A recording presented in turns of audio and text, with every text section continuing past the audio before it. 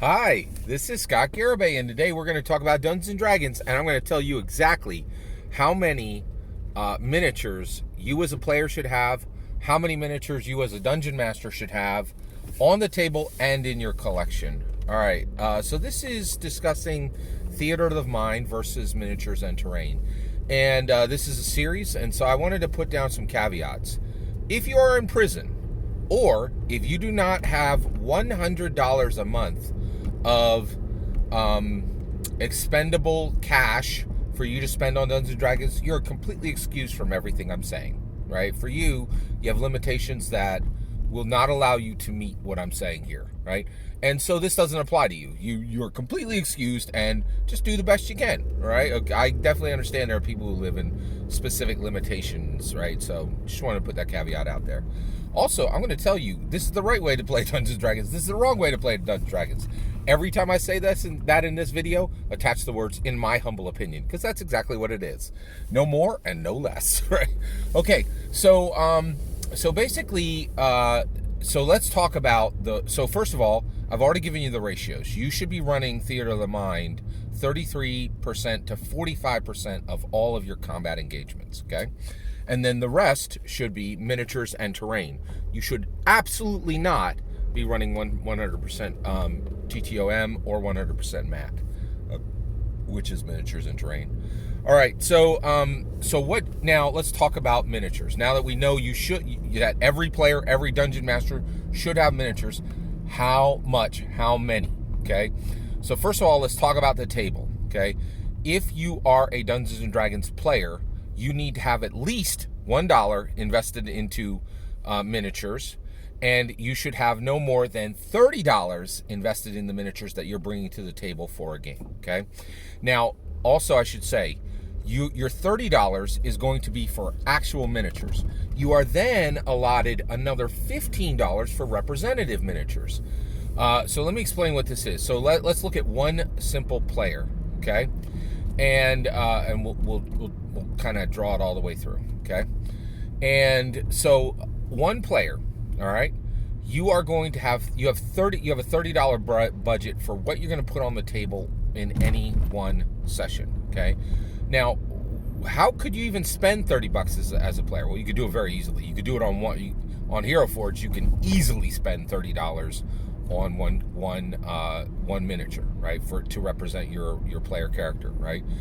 And trust and believe, you could spend a lot more than that. And I'm telling you right now, you should not, right? So if you're out there and you're spending $100 on a mini for your player character, it's wrong. That's the wrong way to play Dungeons & Dragons, in my humble opinion. And the reason why is it's going to shame other players at your table, and it's going to set a bar that's going to be very hard for other people to meet, right? So there you have. So you should limit yourself to $30. The other thing, though, is just look at this. This is how much a player can have at the table, right? It is not uncommon in Dungeons & Dragons 5th edition for you to need to represent with a miniature your player character, your sidekick, which was introduced which is bog standard, right? Like, sidekicks are very, very normal. They're literally introduced in the Essentials kit. The Essentials kit is printed by the hundreds of thousands, right? And sold, like, I bought 10 Essentials kits at Target for $8. It was one of the best deals I ever got, right? And I'll tell you right now, if you can ever find the Essentials kit under $10, you should buy a bunch of them, because they're totally worth it. Like, the dice alone in it are worth $10. It's ridiculous, right? So if something's in the Essentials kit, they're saying this is bog standard D&D. So your characters, if your player character doesn't have a sidekick, what are you even doing, right? Like, you should definitely have a sidekick or more. And then with Tasha's and everything else, your player character is almost certainly going forward going to have an animal companion or a familiar, right? And more classes, you can attach pets to tons of different classes. I think, honestly, in D&D current modern Dungeons & Dragons 5th edition, it's very likely your player character will have a pet. So $30 now. Okay, you're like, hey, wait, I got 2 sidekicks, my player character, and a pet. That's 4 figs. How am I going to do that in 30 bucks? Great question. Let's talk about it. All right, so miniatures are miniatures. I don't need to explain to you what they are. There's a huge burgeoning industry around them. But if you don't know this, representative miniatures are incredibly important, and you have to be using them. If you're not, you're playing Dungeons & Dragons wrong, in my humble opinion. All right, so what's a representative figure? Figure, right? What's a representative miniature? Like a token, like... Well, one, I'll give you, like, I have literally hundreds of them, and I love them, and I use them constantly, right? So what they are is, one of my favorites is I have these dice that are just standard D6s that have nothing on them. They're pure blank, right? And they're white. And what I do is, like, so I would say, oh, you know, this is my wolf, and that's my animal companion. Done, right? Like, and that, you know, and I bought 20 of those for $3, right? So representative miniatures are a big deal. Here's another thing. I'm not sure if you're aware of this. I'm very aware of this. Board games are bonkers when it comes to representative miniatures, okay? So basically, board games get sold like crazy right now, and board games are a much, much larger industry than tabletop role-playing game industry. And what happens is a lot of people get... I bought Besieged. That game is $100. Some dude bought Besieged.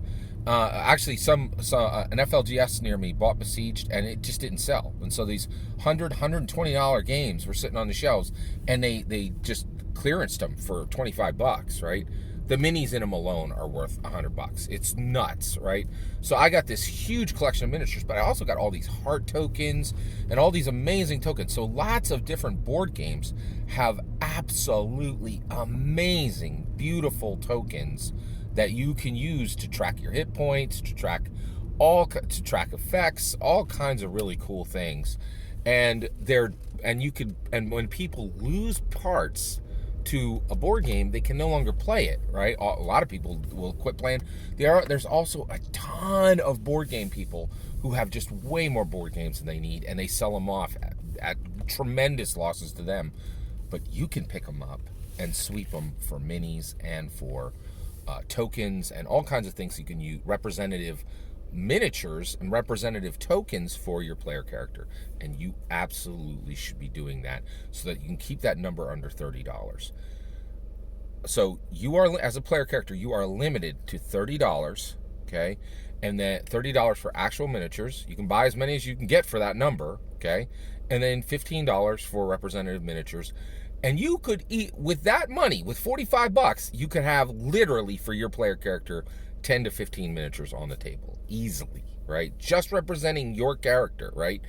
And in addition to that, on the table, I mean, not on the grid, right? But you might have miniatures representing your character in different poses or carrying different weapons, right? So it's not uncommon today for player characters to bring 10 to 15 different miniatures to the table.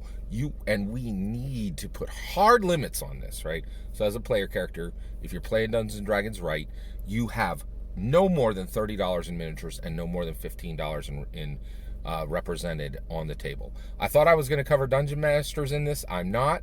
That is just for players. So if you're a player, that's your minis and terrain limitations, right? If you're doing it right.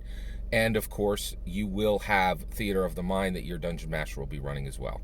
All that's my opinion. What do you think? What are the limits? You as a player, do you go over these limits? How do you defend that action? And then also, how are you using your miniatures and your representative miniatures today in your Dungeons & Dragons 5th edition games? I'd love to hear from you, players. Thank you. Let me know in the comments below. Please consider liking and subscribing, and have a wonderful millennium.